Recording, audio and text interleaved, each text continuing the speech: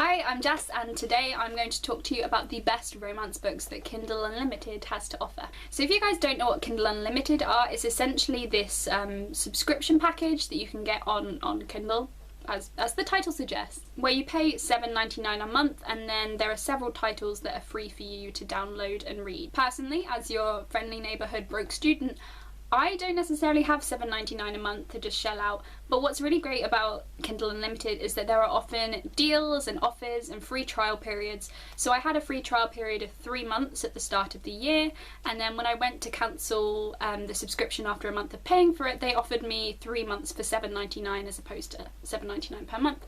So there are really regular deals and ways that you can access this application just for much cheaper than you'd expect. Kindle Unlimited also has many a romance on it, and I have definitely made the most of that over this past few months with downloading book after book on this tiny little guy. So if you guys either have Kindle Unlimited and are looking for romance recommendations, or you're thinking about downloading it and want to get an idea of the sort of books that you would read if you did, here are some of my favourites that I've read on the platform.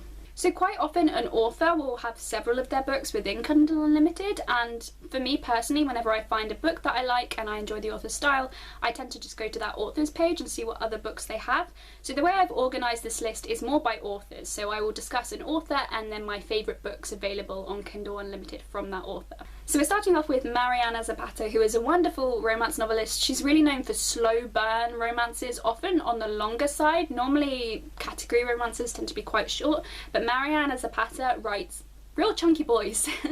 I think her best known novel is probably The Wall of Winnipeg and Me, which I did really enjoy, but for me personally, my favourite two of hers were Under Lock and From Lukov with Love. So Under Lock is about a woman in her early 20s named Iris who goes to live with her older half-brother in Austin, Texas after her grandmother passes away. Her brother, Sonny, is part of a motorcycle gang as their very dodgy father was before him, and it's through another member of the gang, Dexter Locke, that Iris gets her job as a receptionist in a tattoo parlour. For being such a long novel, it's a really compulsive read. I think I read it in like 2 days. The sexual tension is incredible, and it was inspired by Sons of Anarchy, so there we go. As for From Lukov with Love, this falls into more the sports romance category, as it follows a professional figure skater named Jasmine who partners up with her kind of nemesis at the ice rink, Ivan Lukov, to pair skate, and the two of them must negotiate both their professional partnership on the ice and their kind of explosive personal partnership off of it. It is pretty much as wonderful as it sounds. The next few books I'm going to talk about are from L.J. Shen. I will say I don't think L.J. Shen's books are for everyone. They are very sexy and the heroes are very, very alpha males, which won't be for everyone. It definitely took me a book or two to get into that kind of style, but she just has such an addictive way of writing romance that I've pretty much consumed her entire bibliography by now with zero regrets. She writes both series and standalones, and my favourite from a series of hers is Pretty Reckless, which is the first book in the All Saints High series. It follows the daughter of one of the characters from a previous series of hers, Daria Followhill. Daria puts on the facade of being your very typical mean girl, cheerleader, queen bee, while she falls in love with the brother of her childhood nemesis. My favourite standalone of L.J. Shen's is Midnight Blue, which I would probably recommend as a good book to start out with hers, because it kind of has a lot of the classic LJ elements and you can get a feel of whether it's for you or not. Midnight Blue follows a young woman called Indy who is hired as a sobriety companion to this former drug addict rock star named Alex Winslow, and it's very angsty, it's very wonderful. Would recommend. The next author is Kylie Scott. So I love Kylie Scott. Her Stage Dive series is one of my favourites of all time. Not many of her books are available on Kindle Unlimited, but one that is Repeat, and this is probably my favourite amnesia storyline I've read. Amnesia generally isn't a trope that I'm a huge fan of, because I feel like when the romance element comes in, it can sometimes feel a little bit manipulative, when that isn't the case at all here. So at the start of the book we have Clementine, who has suffered from an accident in which she has essentially lost all of her memory. Her sister lets it slip that she has an ex-boyfriend who lives in the area, so she goes to visit the ex-boyfriend to ask him some questions about herself and her life and her character, and the two of them kind of rekindle their romance as they go along. Kylie Scott is just a master at manipulating tropes so they feel fresh and vibrant and new, and this book also has some really fun suspense elements if you're into that kind of thing as well.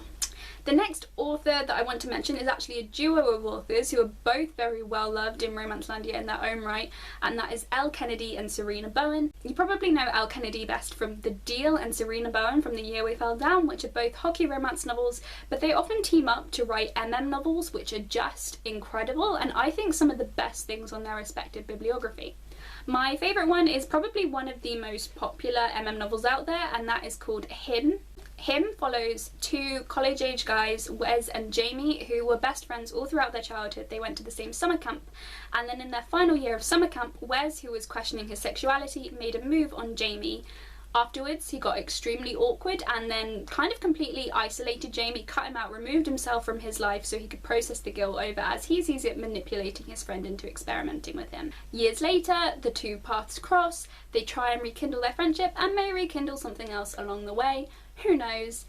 You probably do know, it's romance. So Top Secret is about two guys who start messaging when one of their girlfriends says that she wants a threesome for her birthday. One of them is bisexual, one of them has always assumed that he was straight and is immediately surprised when he really connects with this guy. They're also both attending the same college, which is based on a very small campus, so odds are they might cross paths sooner or later. Who knows? Again, you probably know it's a romance. You know what happens. Finally, this is kind of a curveball recommendation because I didn't end up giving these two the highest ratings in the world, but I did fly through them and really enjoy reading them, and I think they're wonderful picks for the paranormal romance lovers out there. They're the first two books in a series called, I believe the series is called the Four Horsemen of the Apocalypse series, but I'm not sure. But the first book is titled Pestilence and the second is War. So in this crazy ass world, basically the four horsemen of the apocalypse are coming down one by one to the earth and trying to just, like, you know, mess shit up. And each book follows these four horsemen as they meet different women on different continents and learn that humanity is redeemable through love. It sounds super cheesy and gross, but it's actually really interesting and fun and sexy and has some really fun insights into morality and ethics and religion, and they're just so compulsively readable, and I would definitely recommend them. So yeah, those are my favourite books that I've read on Kindle Unlimited so far. There are several others that I've enjoyed. These are just the cream of the crop, and I intend to read many more. So if you guys have any recommendations, please do leave those below. But until next time, thanks for watching. Bye!